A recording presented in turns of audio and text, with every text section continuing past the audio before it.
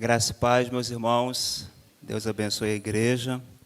É um privilégio nós estarmos aqui nessa noite, depois de uma manhã muito boa, onde a palavra do Senhor, ela falou ao nosso coração e vai continuar falando, porque a palavra de Deus, ela é viva e eficaz. Então, louvamos o nome do Senhor por esse privilégio, por essa oportunidade que você tem.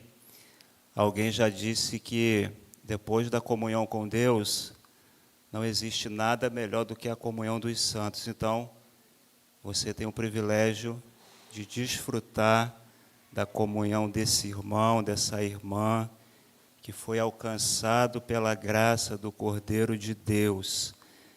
E somos um povo unido a Cristo, pela graça, pelo seu amor leal e pelo seu Espírito. Abra a palavra de Deus no primeiro livro do profeta Samuel, capítulo 1. Meu querido, você pode aumentar um pouquinho o som, por gentileza? Eu não estou me ouvindo aqui, então é um pouquinho dificultoso. 1 Samuel, ok. 1 Samuel, capítulo 1. Deixa a sua Bíblia aberta nesse livro. Foi um desafio ficar como último na escala, porque eu ficava pensando, será que alguém vai pregar em 1 Samuel? Aí de lá eu ficava olhando o irmão, a irmã que vinha aqui abrir a Bíblia, eu conseguia ver que não ia pregar por conta da quantidade de página que virava. Aí eu fiquei, então Deus quer falar com a igreja nessa passagem. A passagem é muito bem conhecida daqueles que amam ouvir a palavra de Deus. E antes de ler o texto, eu queria só situar você no contexto, e depois, quando fizer a leitura do texto, vai ficar mais fácil para a gente entender. Você que já leu essa passagem, você sabe que o nascimento de Samuel, ele foi um milagre. Esse livro de 1 Samuel, ele é importantíssimo na história da redenção do povo de Deus. Samuel foi um profeta que Deus levantou para trazer de volta o zelo da palavra de Deus, da comunhão com Deus, haja visto que isso havia se perdido por conta do pecado da nação que havia se apostatado de Deus. Então Deus levanta Samuel com esse propósito, para trazer de volta o fervor, o zelo da comunhão do povo com Deus, que havia se perdido. E isso vai ficar muito evidente se você ler o livro de Juízes. O livro de Juízes foi um período negro da história de Israel, onde o povo, ali num período de 300, 400 anos, havia entrado numa crise de identidade como nação, uma decadência espiritual e moral muito grande.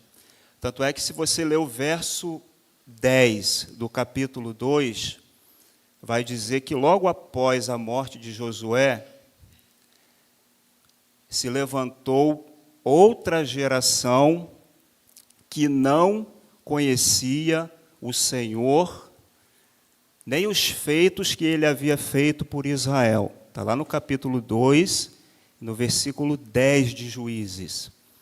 Aí, se você ler o versículo 25 do capítulo 21 do livro de Juízes, vai dizer que naquele tempo não havia rei, e cada um fazia o que achava melhor. Então, é nesse contexto que o livro de Samuel foi escrito. O livro leva o seu título, o seu nome, não que ele tenha sido o autor sacro, aquele que escreveu o livro, mas por conta da sua atuação no livro. Foi ele, o personagem bíblico ali, humano, que ungiu Saul, o primeiro rei de Israel, que fracassou, e subsequente ele unge Davi, e da linhagem de Davi viria quem? O Messias Jesus. Por isso que eu falo que esse livro, dentro do cânon sagrado do Antigo Testamento, ele é um livro profético, porque ele aponta para a messianidade de Cristo. Então, é nesse tempo de apostasia espiritual, onde o povo havia se desviado dos propósitos de Deus, que Deus faz um milagre. É interessante que nesses períodos assim, de grande apostasia, de grande mornidão espiritual, Deus sempre tem os seus remanescentes. Deus sempre levanta homens e mulheres para trazer de volta o avivamento. Foi isso que aconteceu na pequena cidade de Wittenberg, na Alemanha, onde no dia 31 de outubro de 1517, Deus levanta um homem chamado Martinho Lutero para refutar as heresias da Igreja Católica Romana, e ali eclodiu o que ficou conhecido como Reforma Protestante. E Deus está fazendo isso aqui também. Ele levanta Samuel, fruto de um milagre, para trazer de volta a presença de Deus para o meio do seu povo. Interessante também que coube a Samuel fazer a transição do governo teocrático, que era o governo de Deus sobre o povo, para o governo monárquico, que era o governo dos reis humanos. Porque Israel havia invejado das nações vizinhas que tinham reis visíveis, e ele também quis um rei visível também. Então Deus permite que Samuel consagre Saul, que não deu certo. Mas tudo isso por conta da desobediência do povo, porque um autor chamado Tim Chester, ele vai dizer assim, é verdade que Israel não tinha rei, mas fundamentalmente a razão disso era que a nação se recusava a reconhecer que Deus era o seu rei. O verdadeiro problema não foi a ausência de um rei, mas a ausência de obediência a Deus como rei. Então, esse era o grande problema que a nação estava enfrentando. Não queria reconhecer o Deus de Israel como o seu Deus. Então, é nesse contexto de apostasia espiritual, de crise de identidade da nação, que Deus levanta o profeta Samuel como um arauto da graça. Aquela geração havia se esquecido do Senhor.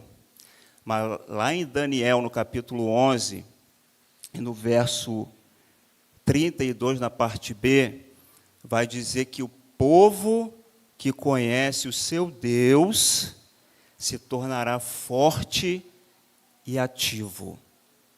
Então, o povo que conhece a Deus se tornará forte e ativo. Agora a gente vai ler o texto, dentro desse contexto. Agora vai ficar melhor para a gente entender o contexto que Samuel nasceu e o milagre que Deus fez. 1 Samuel, capítulo 1, do verso 1 em diante. Houve um homem de Ramataim Zofim, da região montanhosa de Efraim, cujo nome era Eucana, filho de Jeroão, filho de Eliú, filho de Tou, filho de Zufi, efraimita. Eucana tinha duas mulheres, uma se chamava Ana e a outra se chamava Penina. Penina tinha filhos, Ana, porém, não tinha.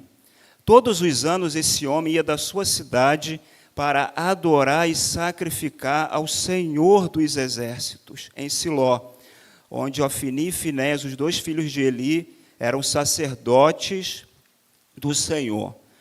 No dia em que Eucana oferecia o seu sacrifício, ele dava porções deste a Penina, sua mulher, e a todos os seus filhos e filhas. A Ana, porém, dava uma porção dobrada, porque ele a amava, mesmo que o Senhor a tivesse deixado estéril.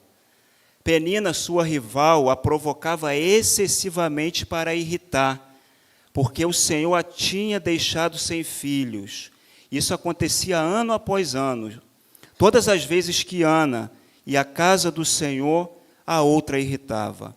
Por isso Ana se punha a chorar e não comia nada. Então Eucana, seu marido, lhe disse: Ana, por que você está chorando? E por que não quer comer? E por que está tão triste? Será que eu não sou melhor para você do que 10 filhos? Certa vez, após terem comido e bebido em Siló, Ana se levantou quando o sacerdote Eli estava sentado na sua cadeira, junto a um pilar do templo do Senhor. Ana, com amargura de alma, orou ao Senhor e chorou muito. Ela fez um voto dizendo: Senhor dos exércitos, se de fato olhares para a aflição da tua serva e te lembrares de mim, e não te esqueceres da tua serva, e lhe deres um filho homem, eu o dedicarei ao Senhor por todos os dias da sua vida, e sobre a cabeça dele não passará navalha. Ana continuava a orar diante do Senhor, e o sacerdote Eli começou a observar o movimento dos lábios dela, porque Ana só falava em seu coração. Os seus lábios se moviam, porém não se ouvia voz nenhuma. Por isso Eli pensou que ela estava embriagada e lhe disse: Até quando você vai ficar embriagada? Trate de ficar longe do vinho. Porém Ana respondeu: Não, meu senhor, eu sou uma mulher angustiada de espírito. Não bebi vinho nem bebida forte, apenas estava derramando a minha alma diante do Senhor. Não pense que esta sua serva é ímpia. Eu estava orando assim até agora, porque é grande a minha ansiedade e a minha aflição. Então Eli disse: Vá em paz e que o Deus de Israel lhe conceda o que você pediu. Ana respondeu: Que eu possa encontrar favor aos seus olhos. Então ela seguiu o seu caminho, comeu alguma coisa e o seu semblante já não era triste. Eles se levantaram de madrugada e adoraram diante do Senhor. Depois voltaram para casa em Ramá. Eucana teve relações com Ana, sua mulher, e o Senhor se lembrou dela. Ana ficou grávida e, passado o devido tempo, teve um filho a quem deu o nome de Samuel, pois dizia: Do Senhor o pedi. Eucana, seu marido, foi com toda a sua casa para ofertar ao Senhor o sacrifício anual e para cumprir o seu voto. Ana, porém, não foi. Ela disse a seu marido: Quando o menino for desmamado, eu o levarei para ser apresentado ao Senhor e para lá ficar para sempre. Eucana, seu marido, respondeu: Faça o que achar melhor. Fique aqui até desmamá-lo, e que o Senhor confirme a promessa que você fez. Assim Ana ficou em casa e amamentou o filho, até que o desmamou. Depois de o ter desmamado, ela o levou consigo com um novilho de 3 anos, uma medida de farinha e um odre de vinho, e o apresentou à casa do Senhor em Siló. O menino ainda era muito pequeno. Depois de terem sacrificado o novilho, levaram o menino a Eli, e Ana disse: Ah, meu Senhor, tão certo como você vive, eu sou aquela mulher que esteve aqui ao seu lado, orando ao Senhor. Era por este menino que eu orava, e o Senhor Deus me concedeu o pedido que eu fiz. Por isso também eu entrego ao Senhor por todos os dias que viver, será dedicado ao Senhor. E ali eles adoraram ao Senhor. Então, uma passagem belíssima, né? Só a leitura já traz consolo para o nosso coração, que nós vemos aqui a mão da providência de Deus agindo em toda aquela situação. Aqui já vai uma aplicação assim para a sua vida logo no começo. Por trás de toda providência carrancuda, Deus esconde uma face sorridente. Então, aquele cenário caótico, Deus agiu. O nosso Deus vê ordem no caos, vê beleza onde há feiura, e onde há morte, Ele vê vida. Nosso Deus é assim. Um comentarista, que eu consultei bastante ele, que ele comentou o livro de 1 Samuel, ele disse que a nação de Israel, diante de Deus, estava como o ventre de Ana, estava estéril, não gerava filhos espirituais, não produzia nada. Então, o ventre de Ana, segundo ele, aponta para o estado da nação de Israel. E o tema dessa mensagem, assim, que Deus falou muito ao meu coração, é a aflição de Ana e a intervenção de Deus. Então, diante das aflições, das vicissitudes da vida, diante das dificuldades, o seu Deus, Ele pode intervir ao seu favor e fazer aquilo que o homem jamais poderia pensar que pudesse ser feito ao seu favor. A grande ideia de toda essa porção é a seguinte: a aflição pela qual muitas das vezes passamos deve nos fazer orar e aguardar, confiando no agir de Deus. Então, Ana, ela orou diante daquela aflição, ela aguardou a intervenção do alto. Então, essa é a sequência: você ora, você confia, você espera, e Deus age em seu favor segundo o beneplácito da sua vontade. Se for da vontade dele agir em seu favor, nada pode impedir a mão poderosa de Deus de agir ao seu favor. Quando eu falo nada, é nada mesmo. Nada. Nem o inferno, nem as nações com seu poderio bélico. Se Deus resolver fazer algo em seu favor, nada pode impedir. Depois eu vou provar na Bíblia com alguns versos acerca dessa minha fala. Então, a divisão do texto, do 1 ao 8, é Ana e a sua aflição. Do 9 ao 18, Ana e a oração. E do 19 ao 28, Ana e o agir de Deus em resposta à sua oração. Eu espero que o tempo seja generoso comigo, que dê tempo da gente cobrir toda essa porção. Então, aqui no capítulo 1, interessante que o autor sagrado ele começa dizendo que houve um homem de Ramataim Zofim, da região montanhosa de Efraim, cujo nome era Eucana. Aí aqui fala da sua descendência: filho de Jeroão, filho de Eliú, filho de Tou, filho de Zuf, efraimita. Ramataim Zofim era uma pequena vila no centro de Israel, pertencente ao território destinado a Efraim, não distante da sua fronteira com Judá, cerca de 8 quilômetros ao norte do que mais tarde seria a cidade de Jerusalém. Então, era ali que ele vivia, nessa região de Ramataim Zofim, que é Ramá.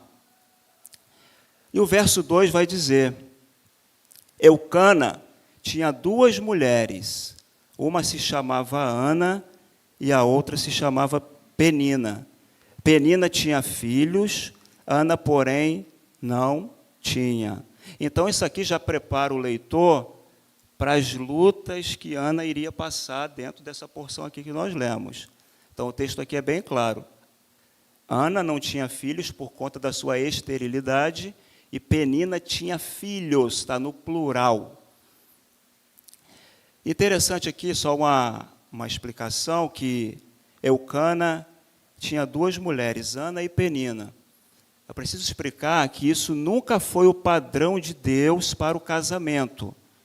O padrão de Deus para o casamento é a monogamia, que é a junção de 2 palavras gregas, mono, único, e gamia, que significa casamento. Então, único casamento.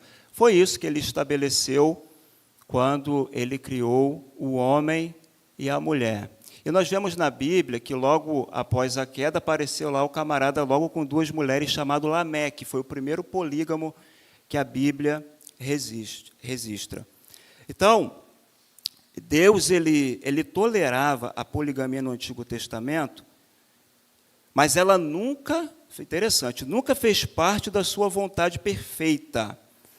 Nas ocasiões em que ela foi praticada, os problemas normais de qualquer casamento monogâmico foram não apenas dobrados, mas muitas vezes multiplicado. Você já para pensar que no seu monogâmico, você já tem dificuldade para levar um buquê de flor, imagina na época ter que levar 2.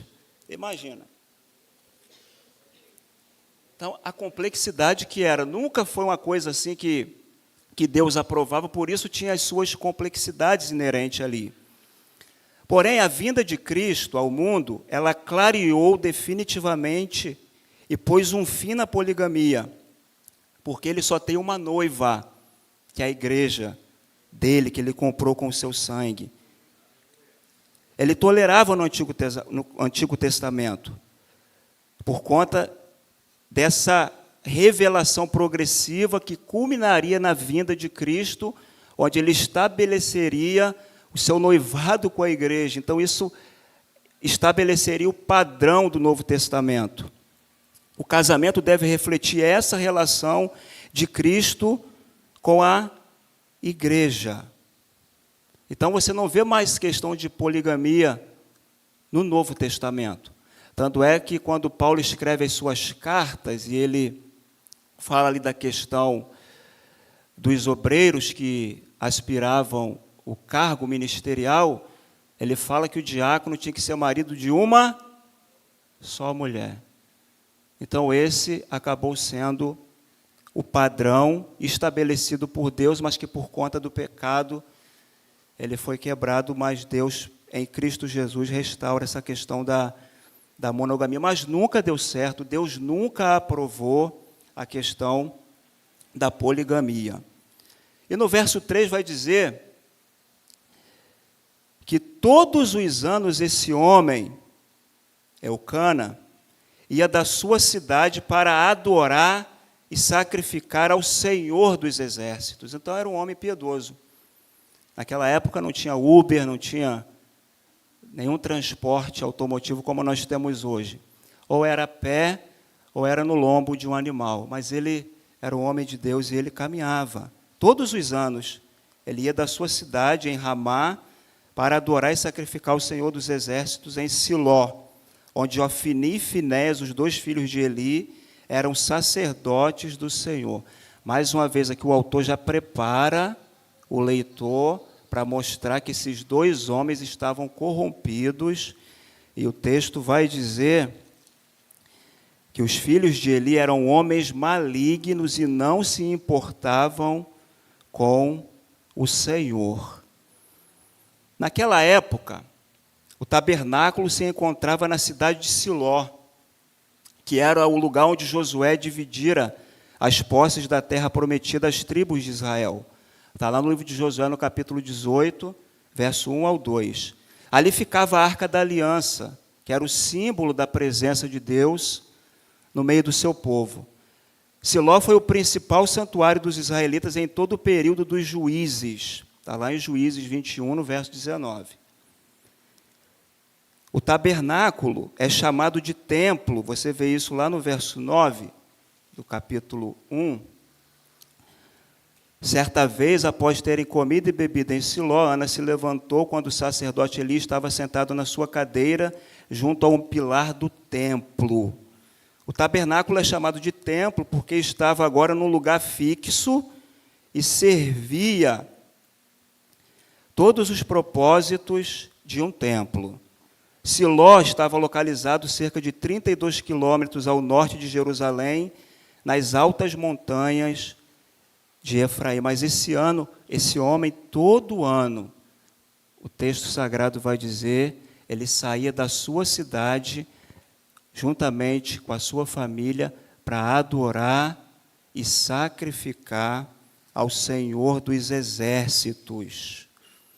No verso 4, no dia em que Eucana oferecia o seu sacrifício, ele dava porções deste a Penina, sua mulher, e a todos os seus filhos e filhas. A Ana, porém, dava uma porção dobrada, porque ele a amava, mesmo que o Senhor a tivesse deixado estéril. Provavelmente, a oferta que Eucana oferecia ao Senhor era um sacrifício pacífico, no qual algumas partes do animal sacrificado são queimadas e outras são dadas ao sacerdote, e ainda outras são consumidas pelas pessoas que levavam o sacrifício. Você vai ver essa orientação lá em Levítico, capítulo 7, do verso 11 em diante. Então, ali estava essa família, em Siló, onde estava fixado o tabernáculo, adorando ao Senhor, oferecendo sacrifício.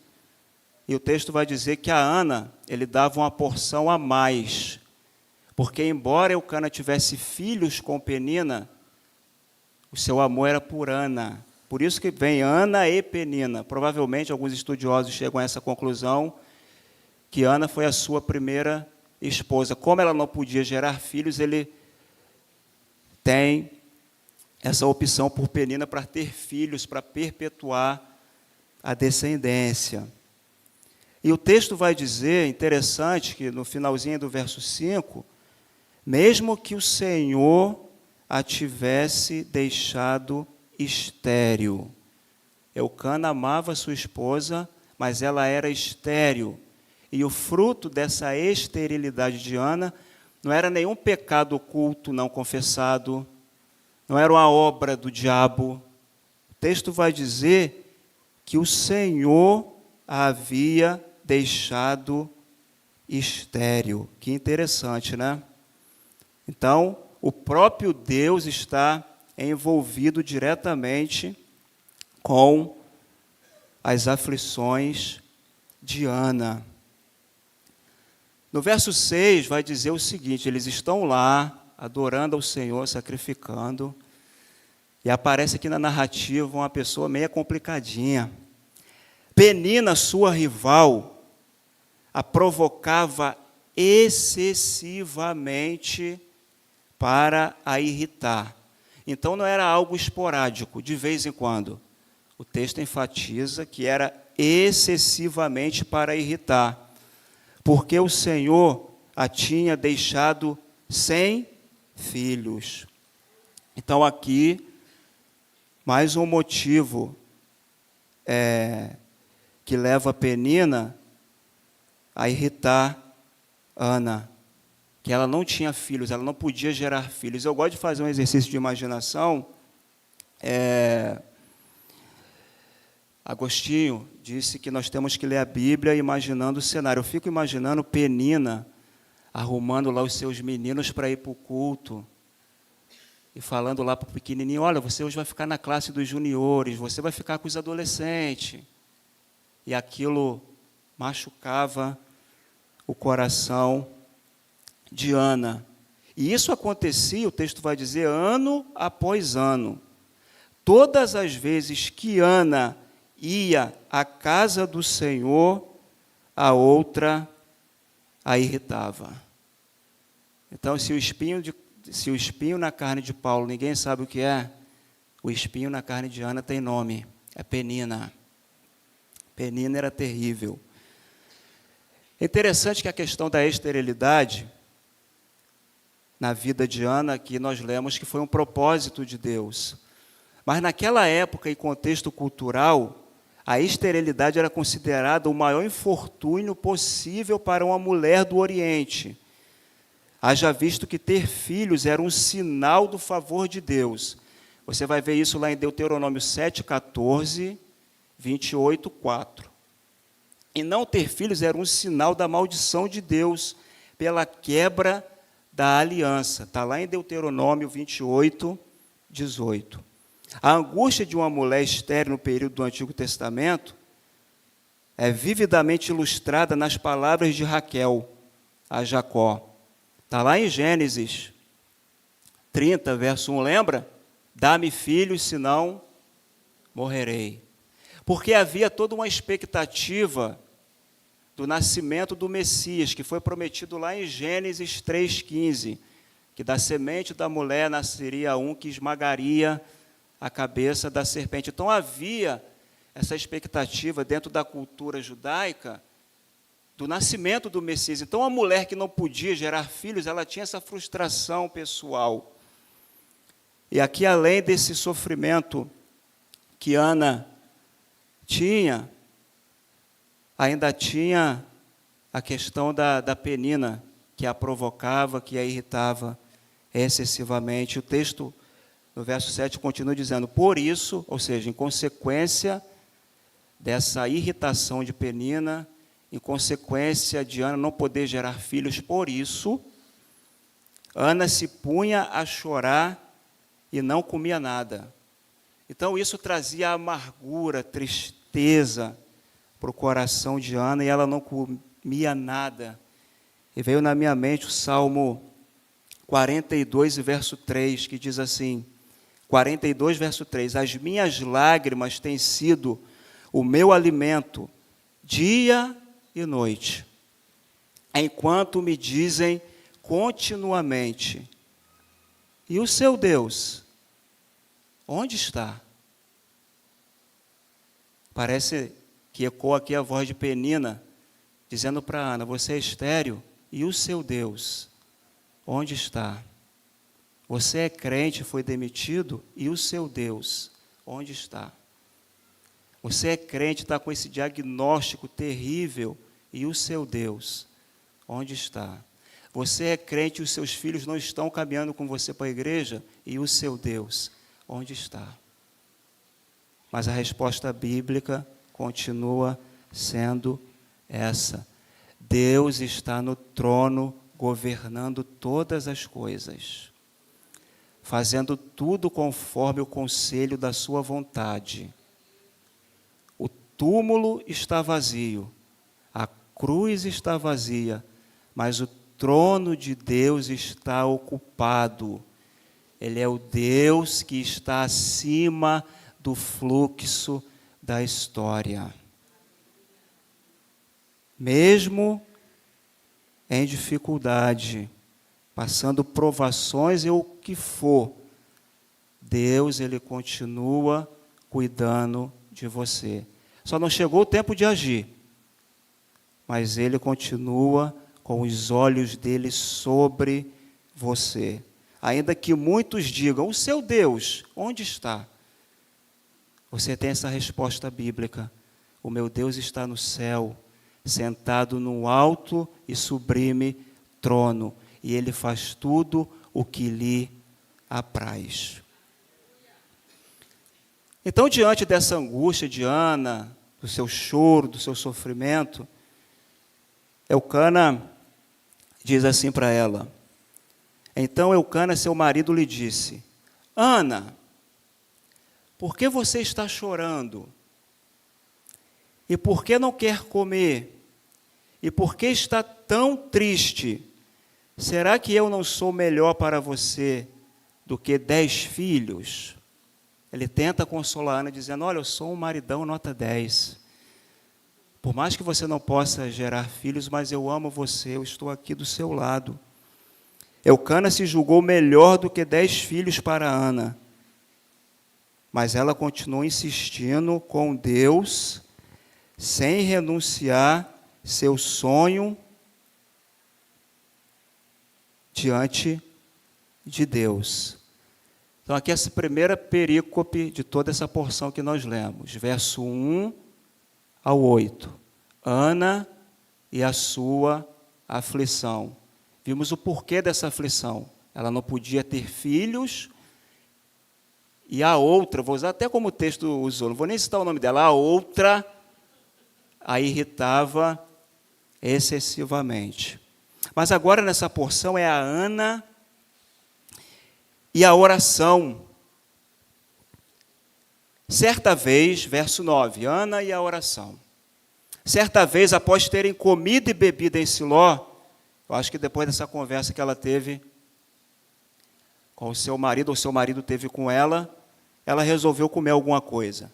Certa vez, após terem comido e bebido em Siló, Ana se levantou. Ela se levantou. Quando o sacerdote Eli estava sentado na sua cadeira, era um símbolo de autoridade, porque naquele contexto as pessoas se assentavam no chão. Então Eli, assentado numa cadeira, como ele era o sumo sacerdote, o juiz de Israel, ele tinha essa autoridade. E ele estava ali para supervisionar o que ocorria ali nas dependências do tabernáculo. Junto a um pilar do templo do Senhor. E Ana, olha só que interessante, hein? E Ana com amargura de alma, orou ao Senhor e chorou muito. Mesmo com a alma amargurada, Ana orou. Ou seja, Senhor, eu preciso de Ti. Minha dependência está no Senhor. Você já se sentiu com a alma amargurada? Em algum momento da sua vida? O nosso Senhor também, na sua humanidade, ele se sentiu assim. Eu vou ler um texto aqui que ele é muito profundo, em Mateus 26, 36 ao 39, diz assim: Em seguida, Jesus foi com eles, os discípulos, a um lugar chamado Getsêmani. Getsêmani significa prensa do azeite. E disse aos discípulos: Sentem-se aqui, enquanto eu vou ali orar. E levando consigo Pedro e os 2 filhos de Zebedeu, começou a sentir-se tomado de tristeza e de angústia. Então lhe disse: A minha alma está profundamente triste até a morte. Fiquem aqui e vigiem comigo. Que interessante, né? O próprio Senhor, com a sua alma amargurada no jardim do Getsêmani, porque ele antevia o Calvário. Ele sabia de todo sofrimento que ele suportaria em favor da sua igreja, em favor do seu povo. Ele beberia sozinho o cálice da ira de Deus, por conta dos nossos pecados que foram imputados nele. Ali ele está com a sua alma angustiada. E ele ora ao Senhor. E ele ora. Então aqui vai outra aplicação para a sua vida. No momento de maior angústia da sua vida, se volte para Deus em oração. O Senhor é o seu maior consolo em meio à angústia. A oração é o bálsamo de Deus para a nossa vida. A oração é tão vasta quanto o próprio Deus. Aleluia. E mais uma coisa, para animar o seu coração: Deus está à distância de uma oração. Então ore, não seja consumido pela angústia, se derrame diante de Deus em oração. E com certeza, o consolo dele virá sobre a sua vida. E Ana, com amargura de alma, ela ora, e ela chora muito, Ela orou. Por isso que o Salmo 120, o verso 1, diz assim, ó, palavra de Deus para a sua vida: Na minha angústia, clamo ao Senhor, e Ele me ouve. Na minha angústia, clamo ao Senhor, e Ele me ouve. Salmo 86, versos 6 e 7. Escuta, Senhor, a minha oração e atende a voz das minhas súplicas. No dia da minha angústia, clamo a Ti, porque me respondes. Salmo 50, verso 15. Invoque-me no dia da angústia, eu o livrarei, e você me glorificará. Então, aqui é uma ordenança bíblica. No dia da sua angústia, invoque, clame, busque pela presença do Senhor. Então, ela está com a alma amargurada, está sendo afligida por Penina, mas ela ora, ela chora e ela faz um voto dizendo: Senhor dos exércitos, se de fato olhares para a aflição da tua serva, e te lembrares de mim, e não te esqueceres da tua serva, e lhe deres um filho homem, eu o dedicarei ao Senhor por todos os dias da sua vida, e sobre a cabeça dele não passará navalha. Então, Ana aqui está fazendo um voto diante do Senhor. A sua oração é acompanhada de um voto. E o interessante é que ela é leal no voto que ela faz a Deus, porque ela cumpre. A gente vai ver aqui no decorrer da narrativa. Porque lá em Eclesiastes 5, verso 4 e 5, diz assim, uma palavra de advertência para a nossa vida. Tome nota. Quando você fizer algum voto a Deus, não demore a cumpri-lo, pois ele não se agrada de tolos. Cumpra o voto que você faz. Melhor é não fazer voto do que fazer e não cumprir. É o texto bíblico que está dizendo. Se você fizer um voto, cumpra. Quem sabe aqui na virada do ano você fez um voto dedicando que esse ano de 2024 você vai ler toda a Bíblia. Então você vai ter que cumprir porque Deus ouviu e chancelou a sua oração. Você fez um voto de orar mais ao Senhor, então cumpra. Porque Deus leva a sério aquilo que nós confessamos diante dEle. E ela faz esse voto, dizendo que ela queria ter um filho homem, sobre a sua cabeça não passará navalha, ele seria um nazireu. Provavelmente Ana tinha conhecimento da história de Sansão, foi naquele período que ela nasceu aproximadamente. Então ela queria um filho, olha só que interessante, Penina tinha muitos filhos, e Ana também queria muito ter um filho, por isso ela ora e faz o voto diante de Deus, mas não para competir ou rivalizar com Penina, amados. O compromisso dela é com Deus.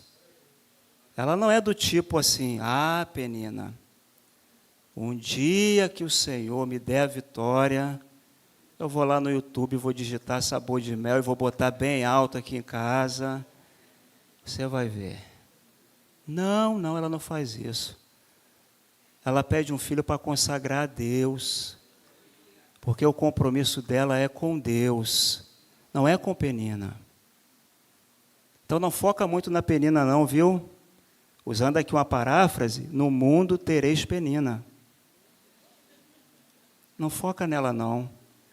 Seu compromisso é com o Senhor, é com Deus de Israel. Então ela faz esse voto e no verso 12, ela continua a orar.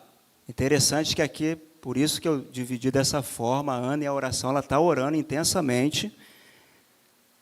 E ela continua a orar diante do Senhor, e o sacerdote Eli começou a observar o movimento dos lábios dela. Ana está lá orando, adorando, e tem lá alguém observando a sua adoração.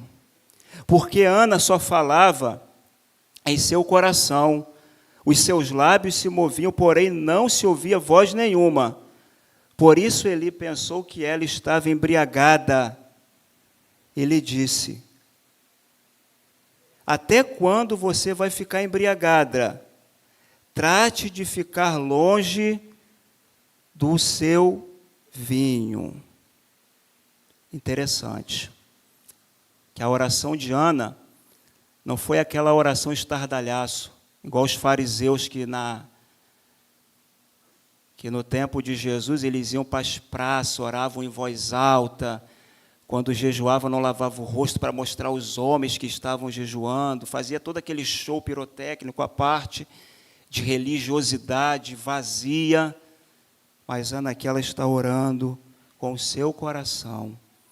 E John Bunyan disse: ao orar, é melhor ter um coração sem palavras do que palavras sem um coração. Então Deus entende a linguagem do seu coração, meu amado, minha amada. E ele faz um julgamento. Ele diz que Ana está embriagada. Por quê? O contexto que eu falei. O sacerdócio corrompido, o povo havia virado as costas para Deus. Então, nesse contexto de uma religião decadente, não deveria ser incomum encontrar algumas pessoas embriagadas nas festas religiosas ali em Siló. Por isso que Eucana ele faz esse julgamento precipitado, mas Ana, ela é humilde, gente. Ela é piedosa. Qual é a resposta dela? Não, meu Senhor, eu sou uma mulher angustiada de espírito. Eu não bebi vinho, nem bebida forte.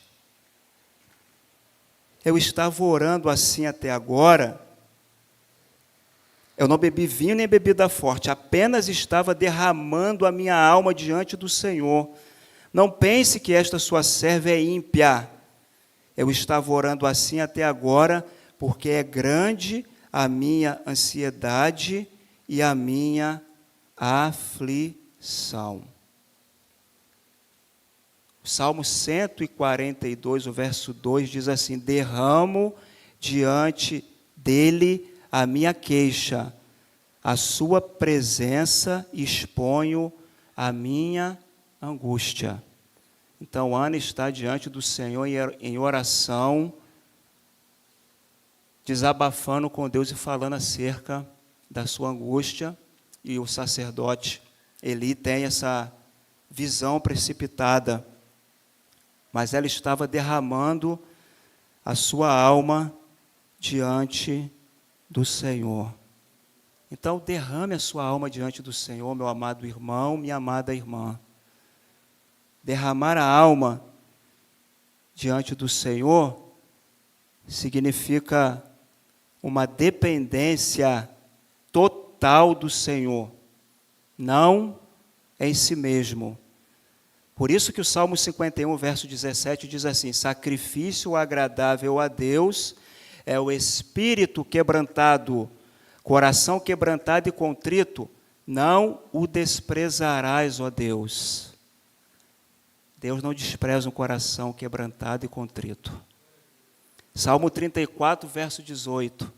Perto está o Senhor dos que têm o coração quebrantado, Ele salva os de espírito oprimido. Olha que beleza bíblica.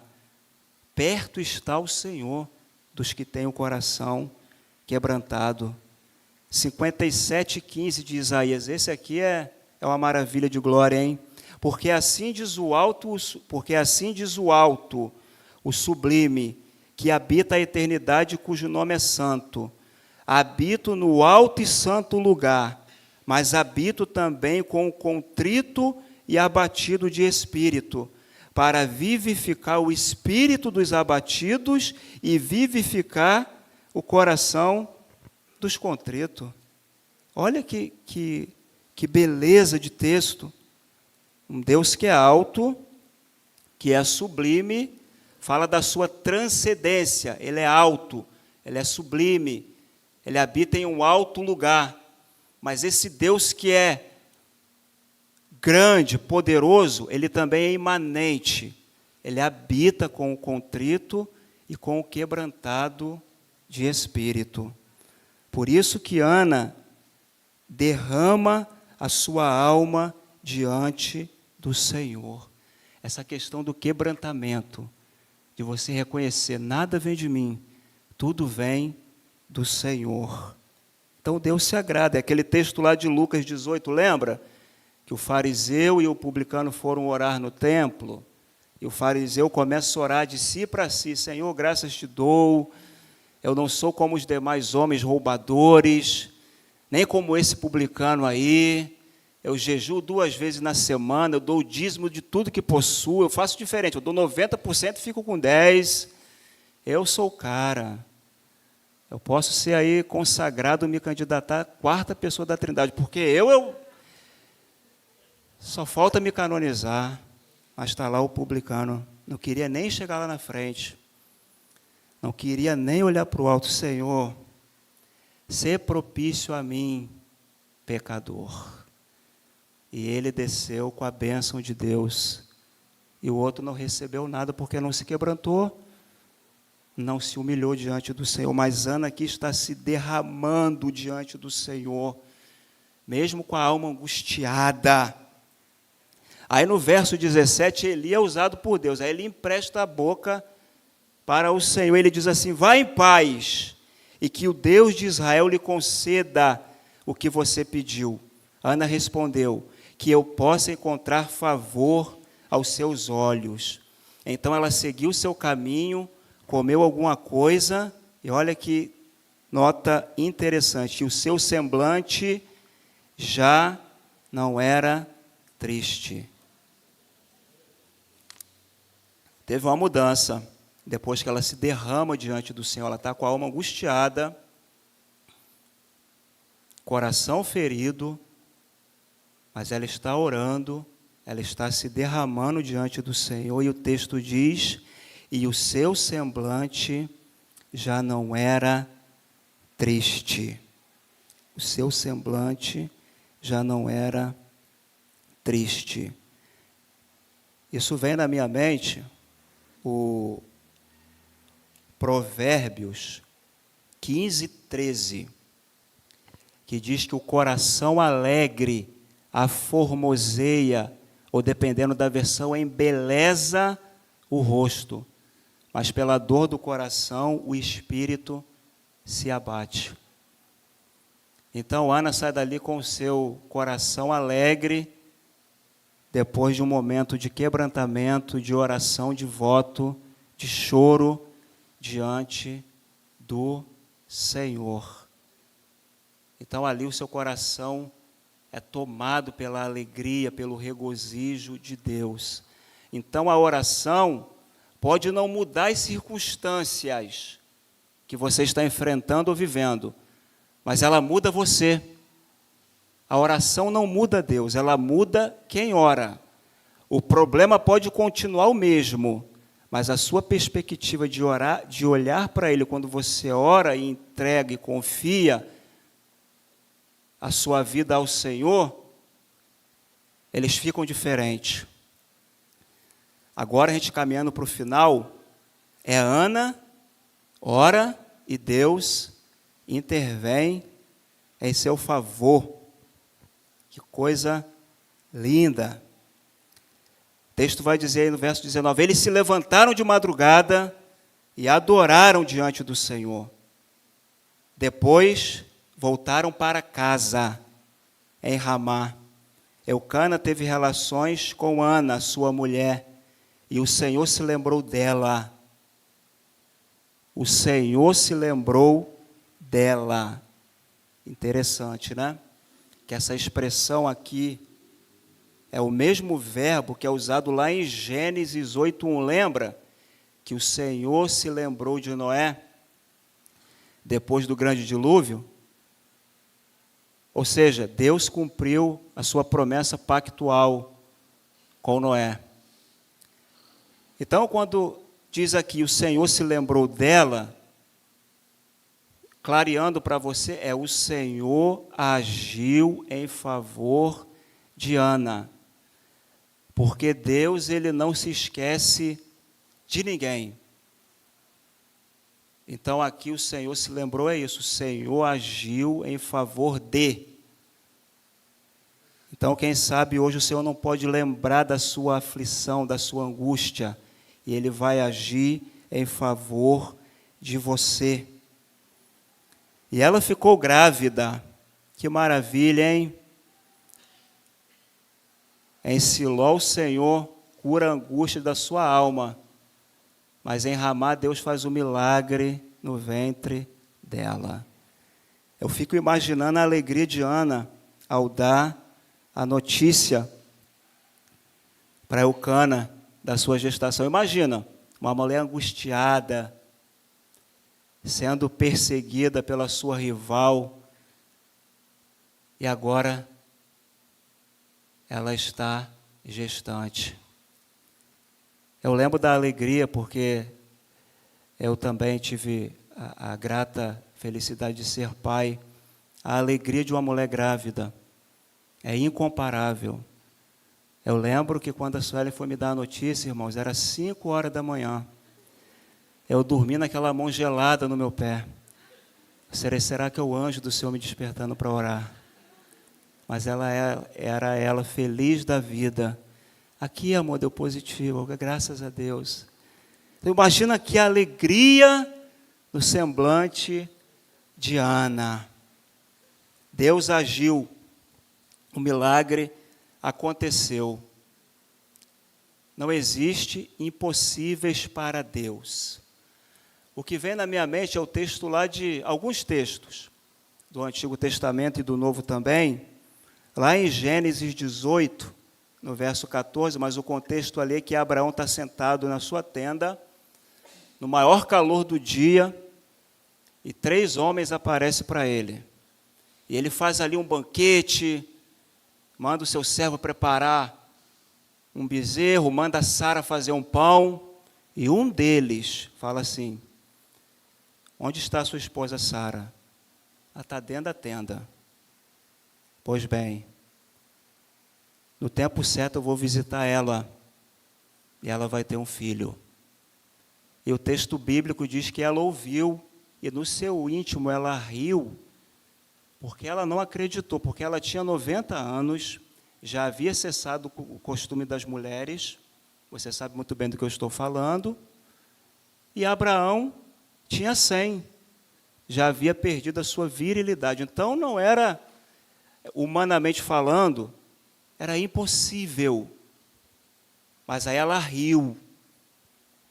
E aqueles homens que ali uma espécie de teofania, que eram aparições de Deus em forma humana, ele disse, no verso 14, por acaso existe algo demasiadamente difícil para o Senhor? E Jeremias 32, 27 também diz assim, eis que eu sou o Senhor, o Deus de toda a humanidade. Será que existe algo demasiadamente difícil para mim? É uma pergunta retórica. Lembra que eu tinha comentado na EBD?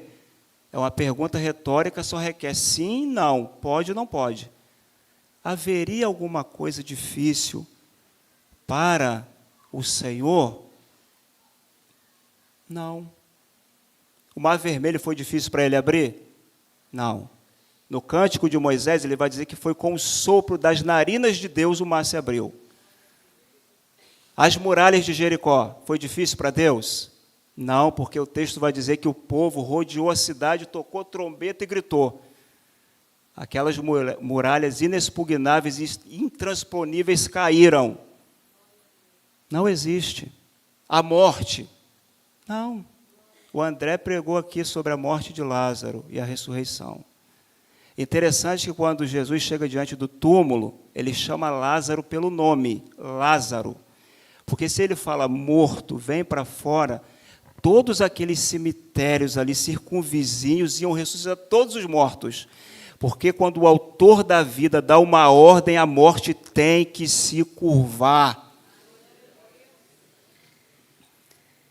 Por isso que Isaías 43, 13 é o verso do meu coração, diz, ainda antes que houvesse dia eu sou. E não há ninguém que possa fazer escapar das minhas mãos. Operando eu, outra pergunta, quem impedirá? Quando Deus quer agir, quem impedirá? Lá em Lucas 1,37, o mesmo contexto, uma mulher chamada Isabel, estéril, avançada em idade, 1,37 de Lucas, porque para Deus nada é impossível, nada. Se Ele resolver agir, nada pode impedir. Salmo 147, verso 4. Ele sabe quantas estrelas tem no céu e chama cada uma pelo seu nome. Chama cada uma. Abraão não conseguiu contar as estrelas para saber do tamanho da sua promessa. Mas Deus conhece quantas estrelas tem no céu e quando Ele chama é cada uma pelo seu nome. Vem, vem, vem. Todas têm que comparecer diante dEle. Então, se Deus resolver fazer algo na sua vida, nada pode impedir. Operando eu, quem impedirá? O inferno não impede, as nações com seu poderio bélico não impede, nada pode impedir. Então, Ana recebeu o milagre de Deus e, passado o devido tempo, teve um filho, a quem deu o nome de Samuel, pois dizia: do Senhor o pedi. Então, Samuel significa pedido de Deus. Pedido de Deus. Eucana, seu marido, foi com toda a sua casa, o verso 21, para oferecer ao Senhor o sacrifício anual e para cumprir o seu voto. Ele continua na sua busca pela presença de Deus. Ana, porém, não foi. Ela disse a seu marido: quando o menino for desmamado, eu o levarei para ser apresentado ao Senhor e para lá ficar para sempre. Eucana, seu marido, respondeu: faça o que achar melhor, fique aqui até desmamá-lo e que o Senhor confirme a promessa que você fez. Um comentarista disse algo muito interessante, é uma fonte extra-bíblica, mas ele disse assim, algo muito interessante, que esse texto, que no Oriente Próximo, poderia facilmente levar 3 anos até o menino Samuel ser desmamado. Então, esse comentarista traz essa informação, que possivelmente Ana ficou 3 anos amamentando o seu pequeno. Naquela época não tinha anã, então ela devia passar ali um aperto, mas ela foi fiel. E o seu marido disse, Eucana, seu marido respondeu: faça o que achar melhor, fique aqui até desmamá-lo, e que o Senhor confirme a promessa que você fez. Assim Ana ficou em casa e amamentou o filho, até que o desmamou. Depois de o ter desmamado, ela levou consigo com um novilho de 3 anos, uma medida de farinha e um odre de vinho, e o apresentou à casa do Senhor em Siló. O menino ainda era muito pequeno. Depois de terem sacrificado o novilho, uma oferta de gratidão a Deus, levaram o menino a Eli, e Ana disse, interessante, hein? Ana disse: ah, meu Senhor. Agora ela encontra com Eli novamente. Ah, meu Senhor, tão certo como você vive, eu sou aquela mulher que esteve aqui ao seu lado, orando ao Senhor. Mais uma vez, repare que ela não fala assim: Eli, lembra de mim? Eu estive aqui, você me acusou de bêbada, de embriagada, agora eu vim aqui trazer a minha vitória, que Deus me exaltou, que agora eu estou por cima, tal. Ela não faz isso. Ela não revida a afronta. Ela fala: eu estive aqui orando ao Senhor. Aí agora ela fala o propósito do qual ela estava orando para Eli. Era por este menino que eu orava, e o Senhor Deus me concedeu o pedido que eu fiz. Por isso também o entrego ao Senhor por todos os dias que viver. Será dedicado ao Senhor. E ali eles adoraram ao Senhor. Então, observe a sequência. Eu estou dando a Deus porque Ele o deu a mim. Desse mesmo modo, o verdadeiro culto e as verdadeiras ofertas cristãs são oferecidas a Deus em gratidão pela sua graciosa provisão para nós. Interessante que ela ora a Deus, ela pede a Deus, Deus concede ela o seu pedido e ela devolve a Deus como ela tinha afirmado em seu voto diante do Senhor. E ali eles adoraram ao Senhor. Que texto belíssimo, né? A palavra de Deus, ela é muito rica. E o que isso tem para nos ensinar? Eu extraí desse texto aqui 6 aplicações para a nossa vida. Eu creio que elas vão edificar muito a sua vida. O Senhor falou muito ao meu coração por meio dessas aplicações. Primeira, Não demonize seus problemas e lutas durante sua jornada de vida. Nem tudo é o diabo ou resultado de pecado não confessado. Tem coisas que é o próprio Deus que está fazendo. Ele é soberano. Lembra do texto? O Senhor a havia deixado estéril.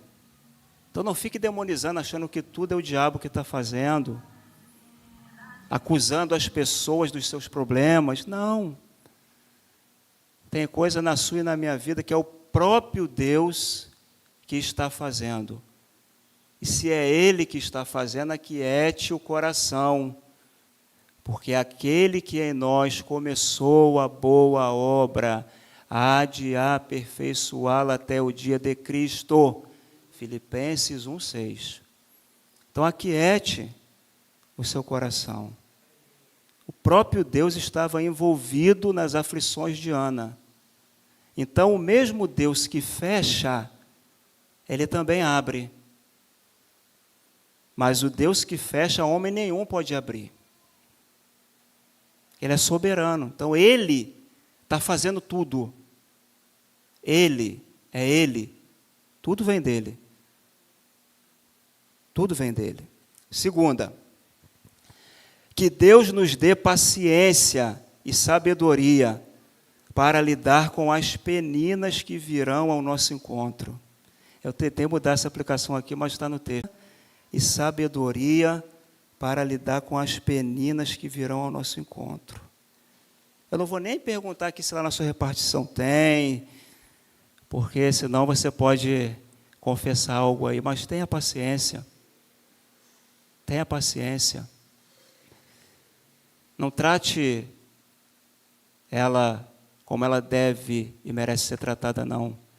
Minha é a vingança. Eu retribuirei, diz o Senhor.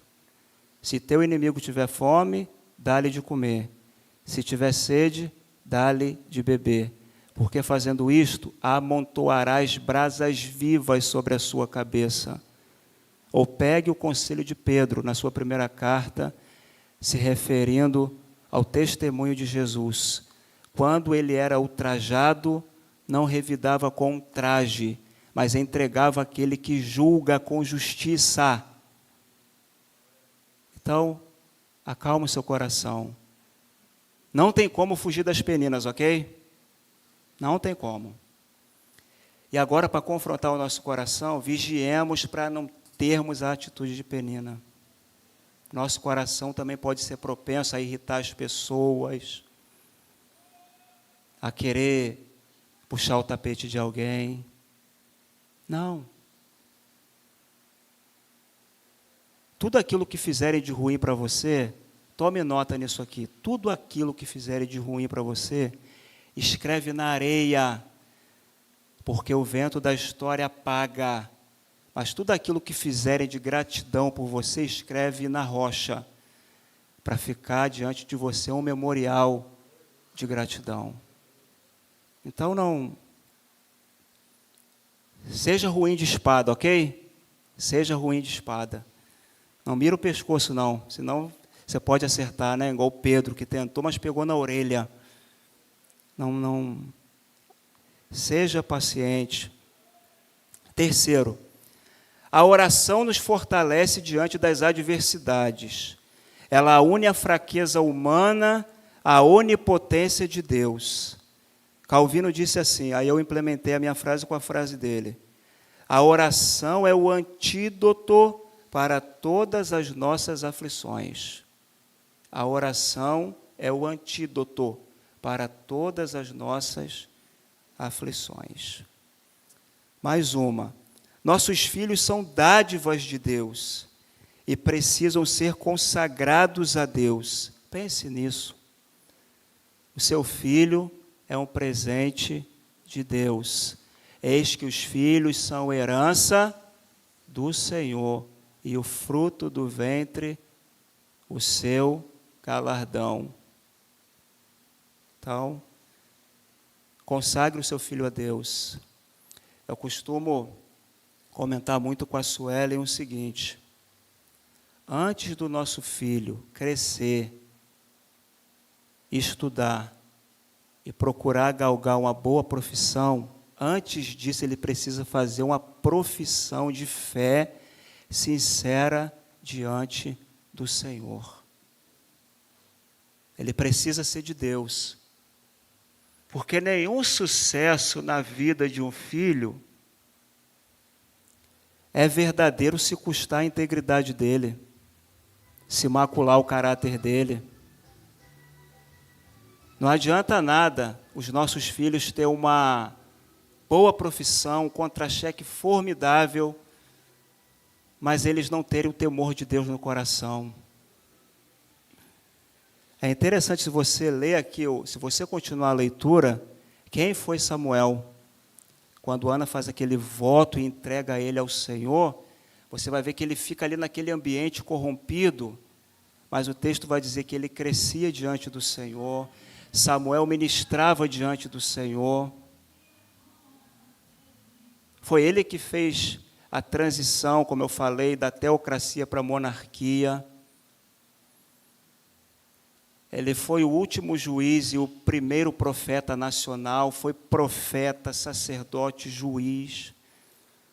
Foi um homem de Deus. O livro de Samuel tem muito disso, né? A questão do contraponto, né?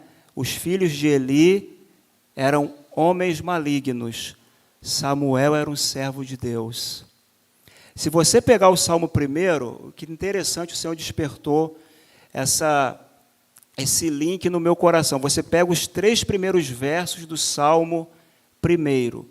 Bem-aventurado o varão que não anda segundo o conselho dos ímpios, nem se detém no caminho dos pecadores, nem se assenta na roda dos escarnecedores. Antes o seu prazer está na lei do Senhor, e na sua lei medita dia e noite. Ele será como uma árvore plantada junto a ribeiros de água, e que no devido tempo dará o seu fruto. É Samuel, não é? Esses três primeiros versos. Alguém que deu fruto para Deus. Você pega os outros 3, os ímpios não são assim, são como a moinha que o vento leva. Eles eram ímpios, não serviam a Deus. Ana consagrou seu filho ao Senhor. Então, faça isso. Ore pelo seu filho.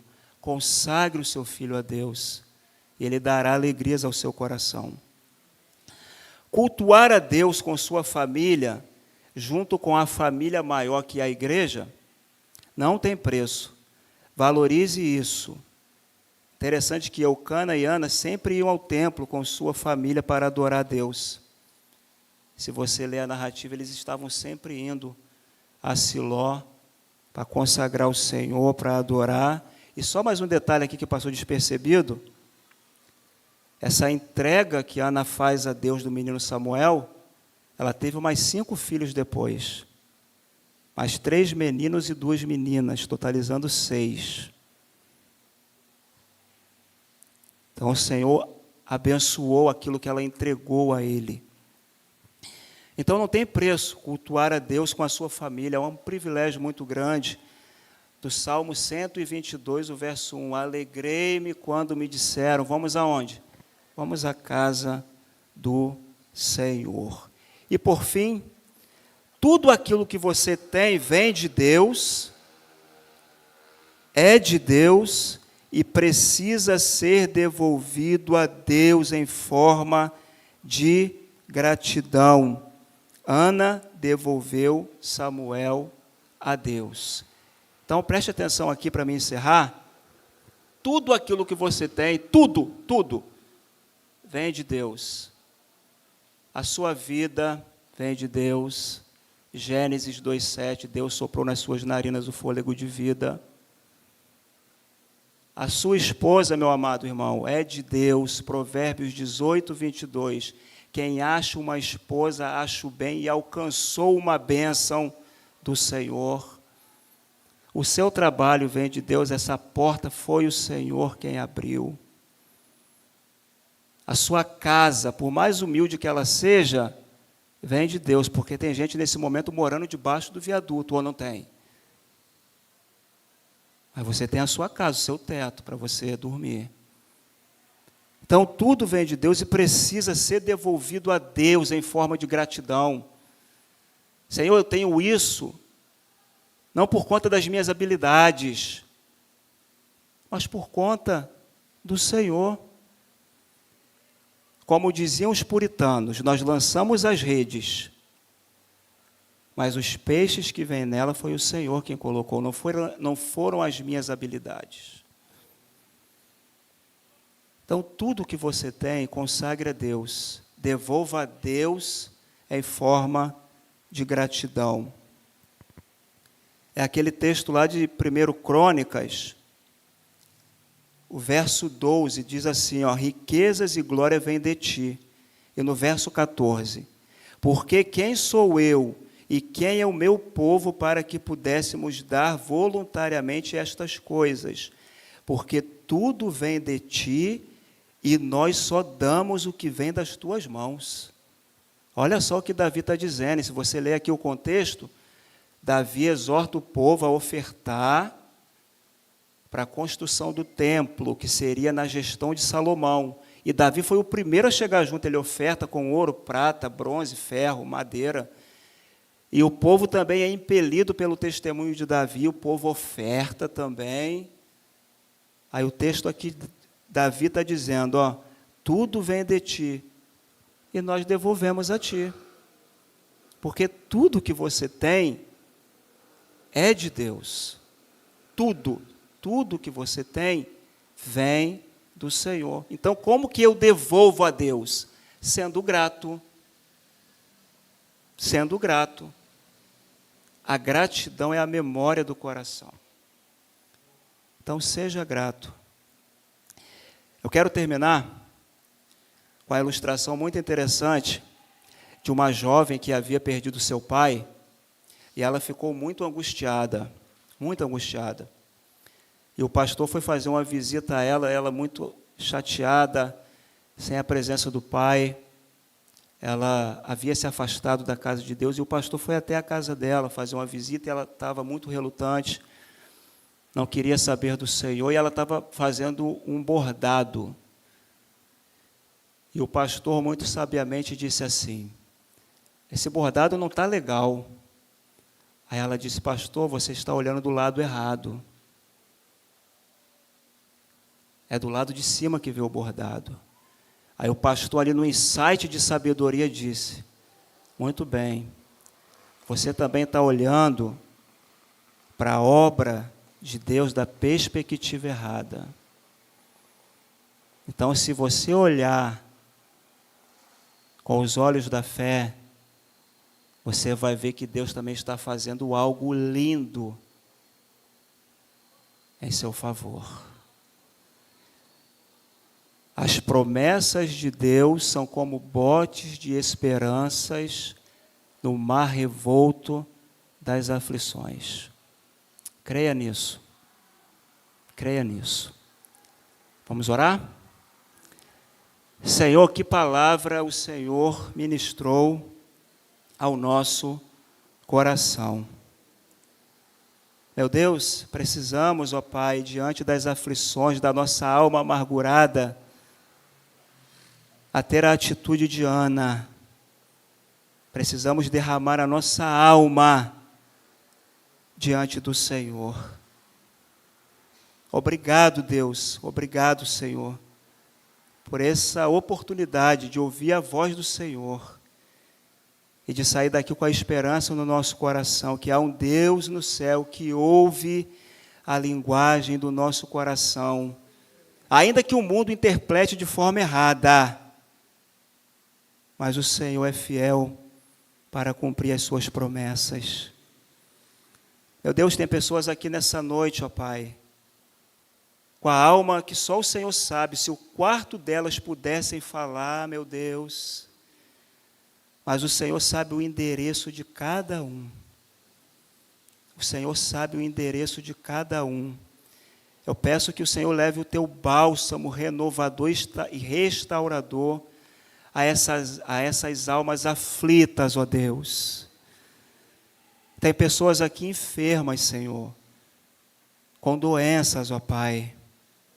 E eu creio que o Senhor pode fazer um milagre, como o Nilton compartilhou aqui de manhã, que o Senhor pode fazer algo em nosso meio.